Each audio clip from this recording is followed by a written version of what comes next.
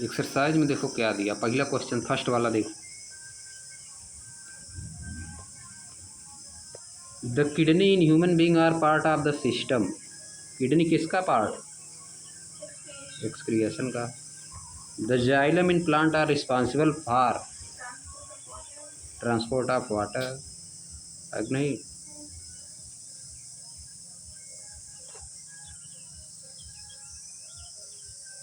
और देखो, the autotrophic mode of nutrition require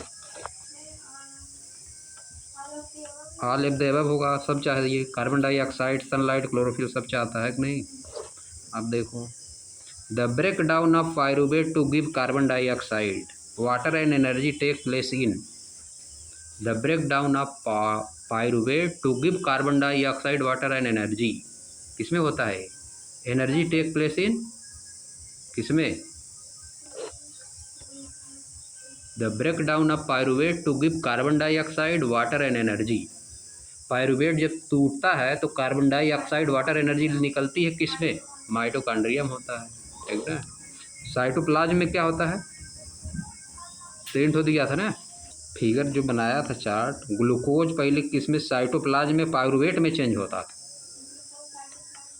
cytoplasm में सब में, साइटोप्लाज्म में क्या होता है? 6 कार्बन वाला जो ग्लूकोज है, 6 कार्बन मॉलिक्यूल वाला पायरूवेट में चेंज होता है, ठीक ना।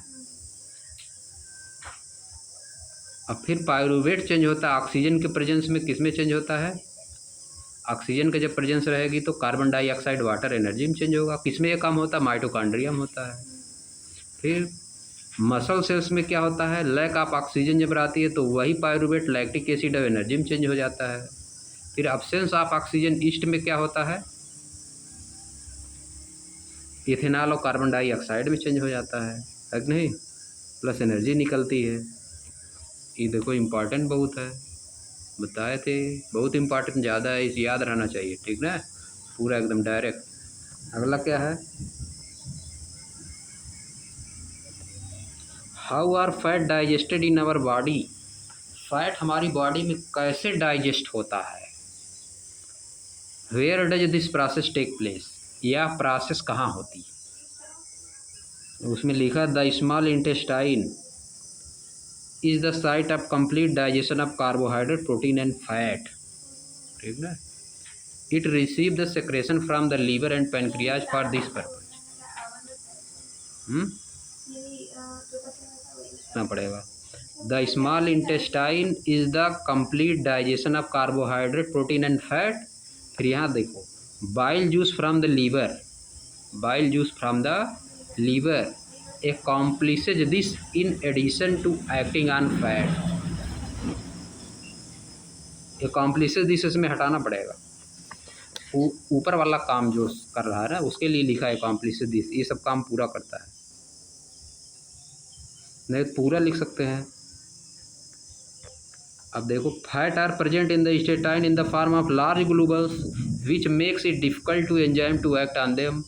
Bile salt break them down into smaller globules, increasing the efficiency of enzyme action। यह है आंसर इसका, ठीक ना।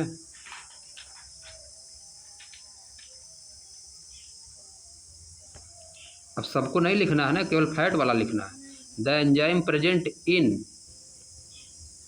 किसमें? द एंजाइम प्रेजेंट इन क्या करती है? फैट को फैटी एसिड में कन्वर्ट कर देती है, इनटू फैट को फैटी एसिड एंड ग्लिसरॉल में, ठीक ना। यह देखो लिखा है।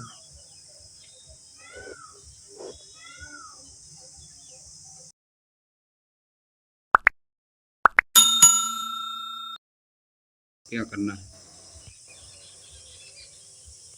क्वेश्चन क्या दिया है? How are fat digested in our body, where does this process take place.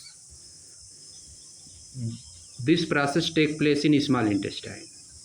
The process of fat digestion, the process of fat digestion takes place in small intestine.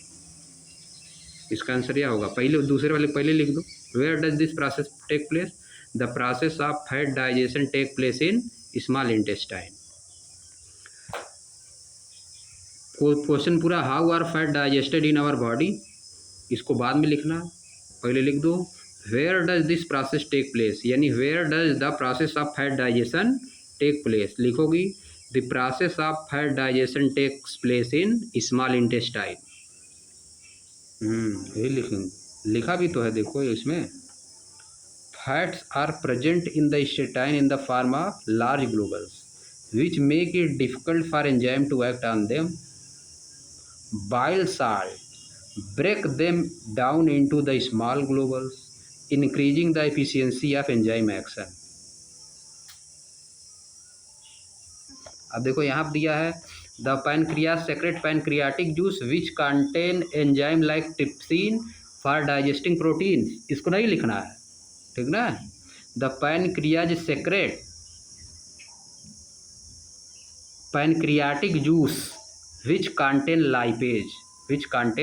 Lipase लिखना है। पैनक्रियाटिक जूस प्रोटीन से हमसे नहीं मतलब है उस question में। The pancreas secrete pancreatic juice which contain lipase for breaking down emulsified fat. The wall of the small intestine contain gland which secrete intestinal juice, तो प्रोटीन वाला नहीं लिखना। फिर आगे क्या लिखना है, the enzyme present in it finally convert the fat into fatty acid and glycerol, fat को फैटी एसिड और ग्लिसरॉल में बदल देता है।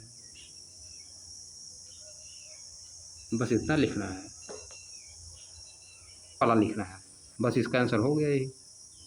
नेक्स्ट वाला देखो, what is the role of saliva in the digestion of food. Saliva का क्या रोल, फूड के डाइजेशन में सलाइवा क्या रोल में देखो, थोड़ा सा लिख दें, इसमें क्या लिखना है, the saliva contain an enzyme called salivary amylase that break down starch which is a complex molecule to give simple sugar. The food is mixed thoroughly with saliva and moved around the mouth while chewing by the muscular tongue. बस इतना ही लिख दो, ठीक ना, पर्याप्त है इतना, बस इतना ही आंसर लिखना है, इससे ज़्यादा नहीं लिखना है, ठीक ना। What are the necessary condition for autotrophic nutrition. Autotrophic nutrition के लिए क्या क्या नेसेसरी कंडीशन है, and what are its by product, और इसमें क्या क्या प्रोडक्ट बनते हैं, बाई प्रोडक्ट क्या है, कौन कौन प्रोडक्ट निकलते हैं। ऑटोट्रोपिक न्यूट्रिशन की नेसेसरी कंडीशन क्या है, वाटर रहना चाहिए, कार्बन डाइऑक्साइड, वाटर और कार्बन डाइऑक्साइड रहनी चाहिए in the presence of sunlight and chlorophyll, यह नेसेसरी कंडीशन है। लिखोगी the necessary condition of autotrophic nutrition is, नहीं, the necessary condition of autotrophic nutrition are, autotropic nutrition can be performed in the presence of sunlight and chlorophyll, and for autotropic nutrition raw material is carbon dioxide and water, its byproduct are glucose, oxygen and energy। बस यही answer है, ठीक ना। Autotrophic nutrition वही जो तीनों दिया है, उसमें जो क्लोरोफिल के प्रेजेंस वाला है, ठीक ना, क्लोरोफिल का प्रेजेंस वाला उसमें दिया कि नहीं, ऑटोट्रोपिक न्यूट्रिशन की रेस्पायरेशन दिया है, बस हो गया। अगला वाला देखो, what are the difference between aerobic and anaerobic respiration. Aerobic और एनारोबिक रेस्पायरेशन में क्या डिफरेंस है। एरोबिक रेस्पायरेशन किस, ये ऑक्सीजन के प्रेजेंस में होता है, और एनारोबिक रेस्पायरेशन ऑक्सीजन के एब्सेंस में होता है कि नहीं। Name some organism that use the anaerobic mode of respiration. कुछ ऑर्गेनिज्म का नाम बताइए जो एनारोबिक मोड ऑफ रेस्पायरेशन का यूज करते हैं, जिसमें एनारोबिक रेस्पायरेशन होता है, किसमें किसमें होता है, क्या क्वेश्चन है। What are the difference between aerobic and anaerobic respiration, इसको अपने से करना, ठीक ना। Name some organism that uses anaerobic mode of respiration, लिख दो इसमें, देखो इसका answer, organism such as yeast, YEAST, yeasts and some bacteria,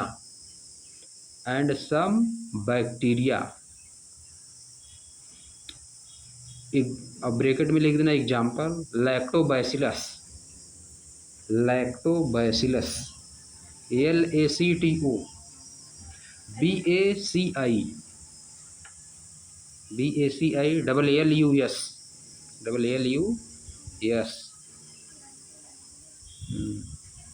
और एक तो है CLOSTRIDIUM, क्लोस्ट्रीडियम, CLOSTRIDIUM, क्लोस्ट्रीडियम। ये हो गया, ब्रैकेट बंद कर दो। Use the anaerobic mode of respiration, use the anaerobic mode of respiration.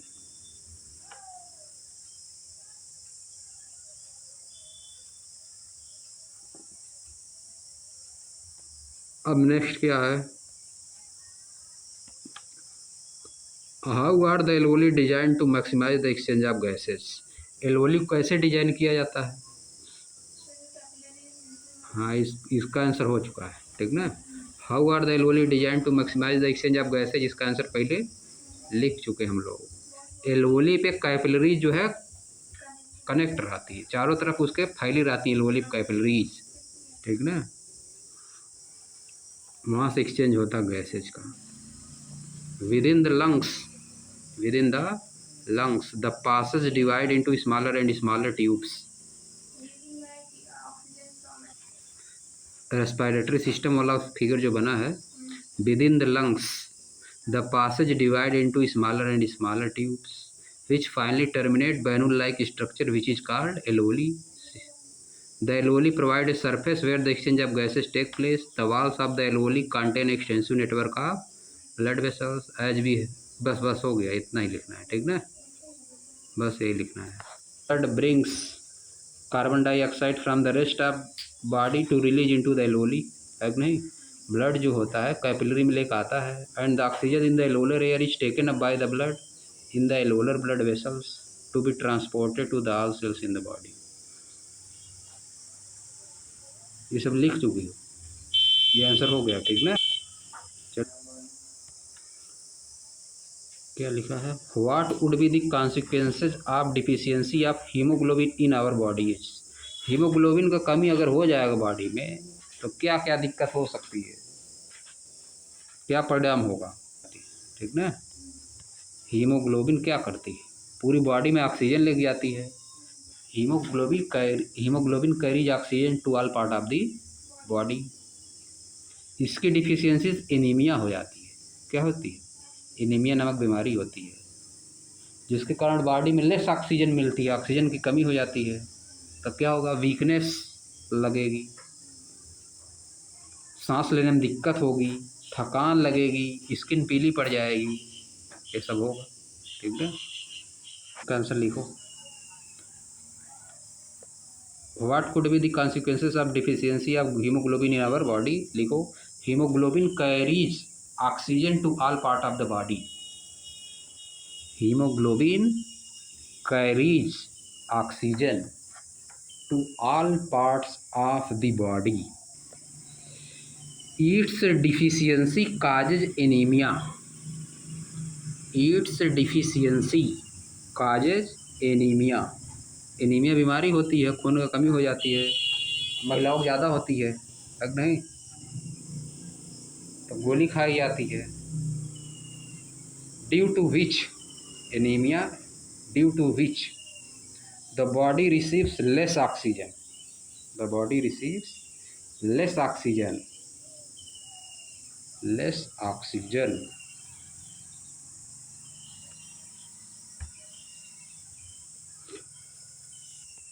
Full stop. As a result, as a result a person may experience, as a result a person may experience.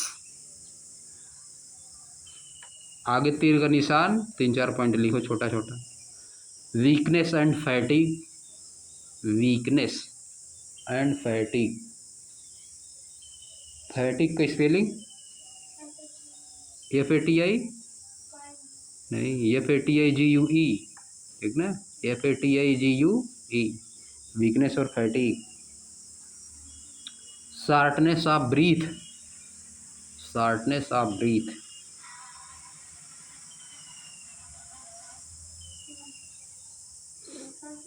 Third लिखो dizziness, DIZZI होता है, DIZZINESS, डीजीनेस।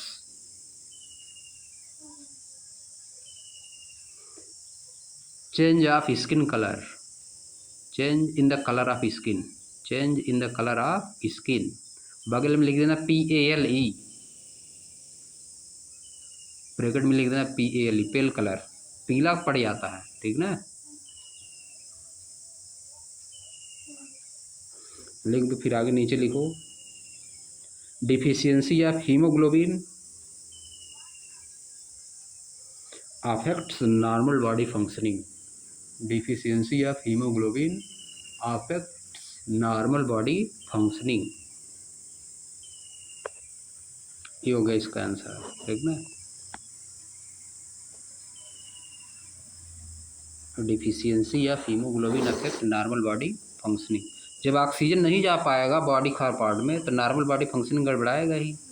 Next question क्या देखो, describe double circulation of body in human beings, blood लिखा है, describe double circulation of blood in human beings, why is it necessary, इसका answer हो चुका है, ठीक है। डबल सर्कुलेशन एक तो क्या होता है,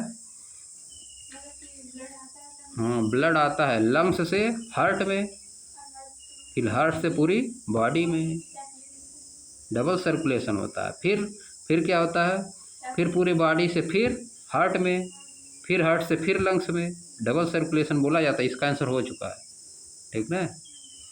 इसका नाम भी दिया गया, एक को दिया सिस्टेमिक सर्कुलेशन और एक को क्या दिया गया, पल्मोनरी सर्कुलेशन और सिस्टेमिक सर्कुलेशन। पल्मोनरी से जाता था ना, पल्मोनरी वेल्स और पल्मोनरी आर्टरी, जो लंग्स से हार्ट में, जैसे ध्रुव को बोलिए, जो कहाँ से, हार्ट से जो ब्लड लंग्स में आता था वो किससे आता था, पल्मोनरी वेन्स से आता था। लंग्स से हार्ट में किससे आता था, हाँ लंग्स से हार्ट में किससे आता था, पल्मोनरी वेन्स से। फिर हार्ट में लंग्स से किस में जाएगा, पल्मोनरी आर्टरी से, ठीक ना। इस वाले को क्या बोला जाता था, पल्मोनरी सर्कुलेशन। इसको क्या बोलती हो, पल्मोनरी सर्कुलेशन। और कहाँ जाता था, आयोटा से, आर्टरी से कहाँ जाता था, हार्ट से, लंग्स से ना, लंग्स से पूरी बॉडी में जाएगा, हार्ट से पूरी बॉडी में जाएगा, हार्ट से पूरी बॉडी में जाएगा, ब्लड पंप करेगा, है कि नहीं। हार्ट से पूरी बॉडी में जाएगा, फिर पूरी बॉडी से फिर हार्ट में जाएगा। यह किससे होता था, आर्टरी और वेन से ही होता था। आयोटा एक को नाम दिया गया था, ठीक ना, एक को वेन कावा नाम दिया गया था। इसको क्या बोलते हैं, सिस्टेमिक सर्कुलेशन बोलते हैं, इसको सिस्टेमिक सर्कुलेशन नाम बोलते हैं। ये लिख चुकी है इसका आंसर, ठीक ना। आगे देखो, what are the difference between transport of material in xylem and phloem, इसको भी आंसर हो चुका है। जाइलम में वाटर और मिनरल जाता है, फ्लोएम में क्या जाएगा, फूड। चलो इसका आंसर हो चुका है। अगला वाला, compare the functioning of alveoli, अच्छा हो चुका है। Compare the functioning of alveoli in the lungs and nephron in the kidney with respect to their structure and functioning, इसका भी आंसर हो चुका है, ठीक है। खत्म, अब नेक्स्ट चैप्टर शुरू करेंगे।